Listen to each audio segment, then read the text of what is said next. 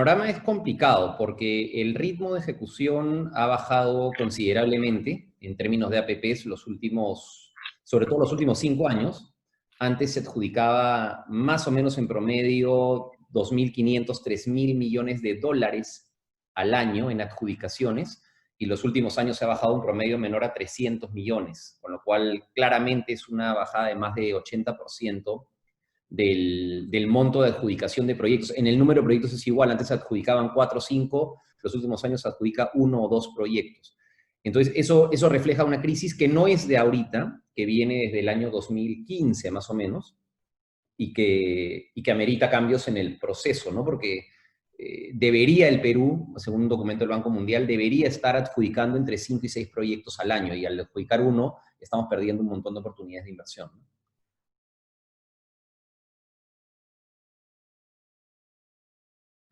Nosotros como en Consejo Privado de Competitividad lo que hemos hecho es analizar el flujo de proceso, porque si bien las normas no han cambiado en términos de las fases, las APPs, con respecto desde la primera ley de APP, el decreto legislativo 1012, el año 2008, las fases se han mantenido iguales. Lo que ha cambiado considerablemente es el número de entidades que opinan en cada fase. Entonces, si antes era Proinversión quien estructuraba un proyecto, hacía lo que se le llama un informe de evaluación, planteaba al Ministerio de Economía esa estructuración, y el Ministerio de Economía solamente tenía una opinión presupuestal, porque Proinversión era el ente especializado, no participaba la Contraloría, los reguladores opinaban solamente sobre lo que correspondía de acuerdo a sus funciones. Entonces, básicamente antes Proinversión lideraba el proceso. Lo que ha sucedido desde el año 2014, con el decreto legislativo 1224, y para adelante sus modificatorias, es que hay una duplicidad muy grande. Hemos identificado, te repito, en el Consejo Privado de Competitividad, cerca del 40% de procesos duplicados, que no tienen sentido que se hagan. Y también hemos comparado con otros países, lo que hace Chile, lo que hace Colombia, en donde es una entidad. En Chile el Ministerio de Obras Públicas, en Colombia la Agencia Nacional de Infraestructura, la que lidera todo el proceso, y lo único que hacen esas dos entidades es preguntarle al Ministerio de Hacienda, ¿hay recursos para los pagos futuros derivados de una APP? Y los Ministerios de Hacienda dicen sí o no, tan simple como, oye, ¿hay dinero para hacer la línea de metro? Sí o no. Y en algún caso, como el chileno, también le preguntan a la Contraloría, ¿es legal la decisión tomada por los funcionarios? O sea, un análisis de legalidad. ¿Los funcionarios han tomado una decisión en base a su capacidad legal, sí o no? Lo que sucede acá en el Perú es que no participan 2 o 3 entidades, participan 5. Proinversión hace el proyecto, le pregunta al sector si le gusta y el sector opina. Le pregunta al MEF si todo lo que ha hecho de un modelamiento financiero, la versión de contrato, las bases, están bien, y el MEF le dice si le gusta o no, es decir, lo puede cambiar. Después le pregunta al regulador, y el regulador no se atiene a lo que es su verdadera competencia, que son los niveles de servicio, las tarifas, sino el regulador vuelve a evaluar todo, el modelamiento financiero, las bases, y también opina sobre todo. Y finalmente termina opinando la Contraloría también sobre todo, duplicando el análisis que se ha hecho en Proinversión. Entonces, es paradójico. Proinversión es la entidad del Estado especializada en hacer APPs, que le tiene que pedir permiso a 4 entidades más. ¿Qué le parece lo que ha hecho? Si tú le pides permiso a 4 entidades más, entonces no eres especializado en APPs, prácticamente es una suerte de ponerse de acuerdo todos juntos, y lo que ha generado eso es lo que te estoy mencionando. Antes se adjudicaban 6 proyectos, el día de hoy no se adjudica uno. Entonces, eso sí es, a nuestro parecer, un gran problema de la norma, ¿no? De duplicidad de competencias. Claro.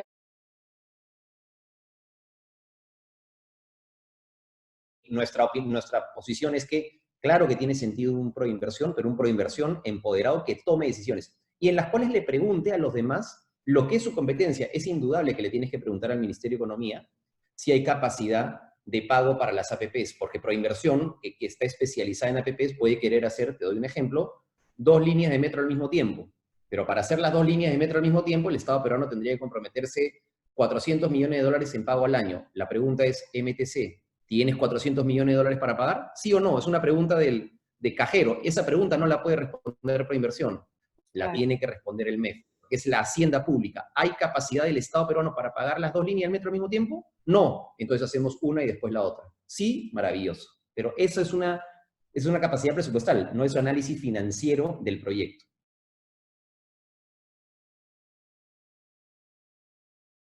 Proinversión, nuestro análisis a partir de flujogramas, y en el flujograma, que es el resultado de la norma, y el de la ley y el reglamento, explicado qué cosa es lo que sobra por cada casillero, dónde está la duplicidad de opiniones, qué cosas se debería cambiar, y hemos descubierto que cerca del 40% de ese flujo, vamos a decirlo, de los casilleros del flujograma, están duplicados. Tú podrías reducir 40% de los casilleros. Entendería que eso significaría un aproximado de 40% del tiempo, ¿no?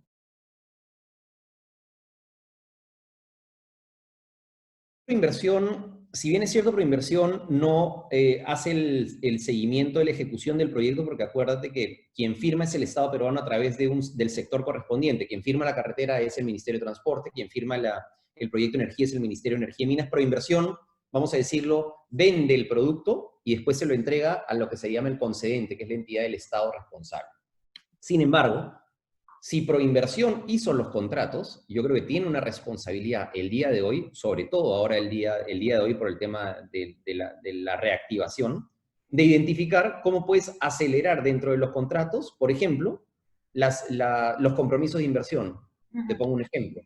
Si se supone que tenemos el primer grupo de aeropuertos que tiene 10 aeropuertos en el norte, esos 10 aeropuertos tienen un plan de expansión de ciertos años, que van a haber inversiones adicionales para cambiar totalmente los aeropuertos para invertir más. Proinversión le podría decir al Ministerio de Transporte, oye, Ministerio de Transporte, acá están las cláusulas que permitirían que tú le pidas a la concesionaria que acelere la inversión para reactivar la economía. O sea, podría ayudar Proinversión identificando dentro del contrato cuáles son los compromisos de inversión que se van a gatillar pronto, qué puede hacer para acelerar inversiones. Eso es una tarea que podría hacer Proinversión para ayudar a la reactivación, ¿no?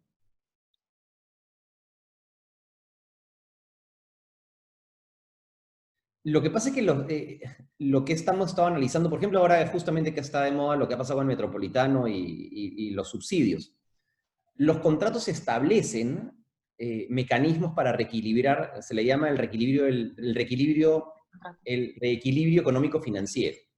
Todo contrato de concesión en el Perú tiene cláusulas que dice, más o menos, si producto de una norma hay una afectación en ingresos o costos de inversión o costos operativos, es decir, ingresos o costos, de más de X%, ese X suele ser 10%, el Estado compensa al concesionario porque ha habido un desequilibrio económico. Es decir, si como producto, voy a dar un ejemplo suave, si yo subo 1% el IGB, subo 5% el impuesto a la renta, y eso afecta al concesionario en sus ingresos, porque tú has firmado 40 años, pero tú no puedes adivinar cuál va a ser el IGB en los próximos años, si eso de ahí genera costos o baja ingresos, en menos de 10% lo asume el concesionario.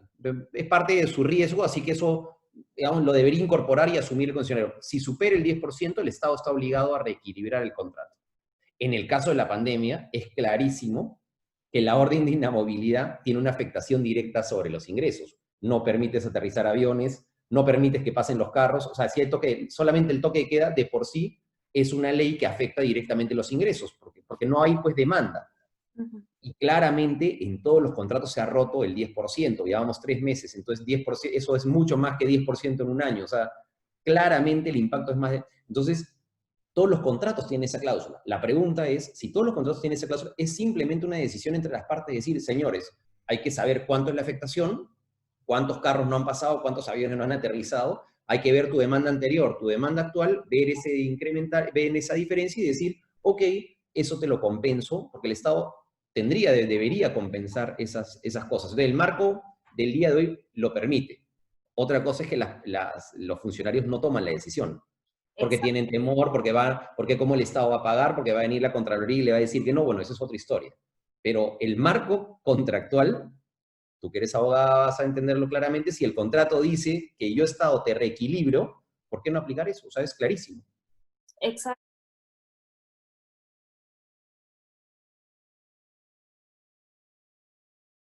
Experiencia en el Ministerio de Economía y de lo que conozco, lamentablemente la Contraloría ha tenido un efecto perverso sobre las inversiones.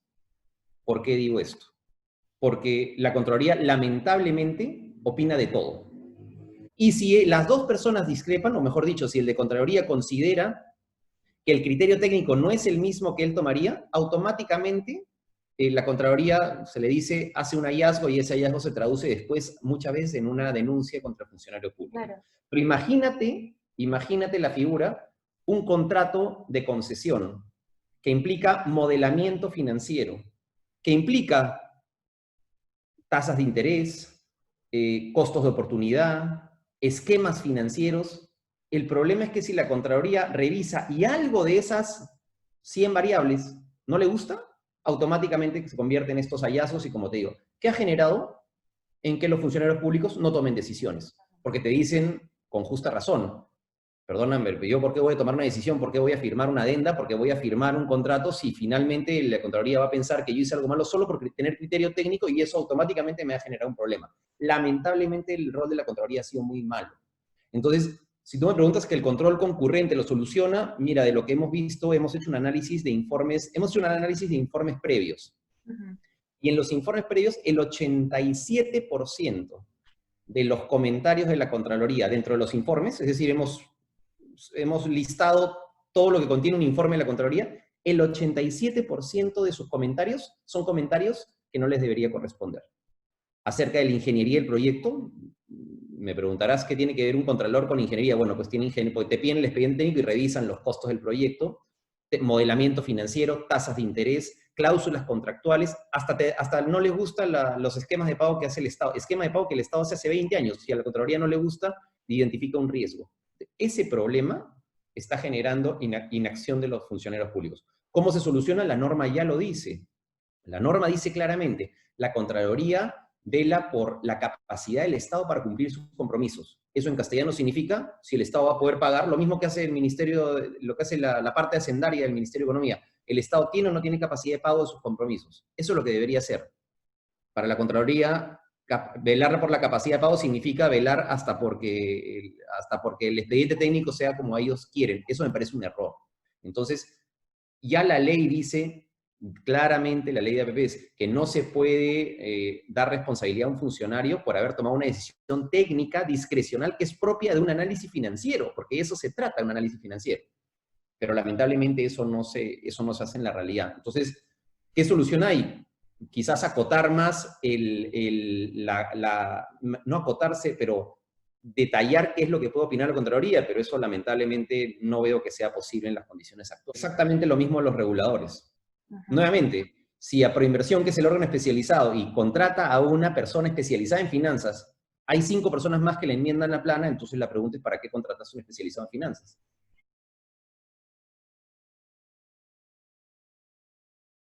Es muy interesante que las mencioné en el artículo que dice justamente de APPs en el sector salud. Y esas dos experiencias son 2 hospitales, uno en Villa El Salvador y otro en el Callao, el Hospital Barton y el Hospital Kelly, que tienen el Seguro Social.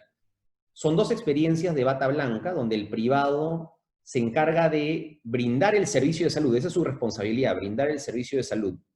A cerca de 500.000, 250 por cada red, más o menos 500.000 personas aseguradas.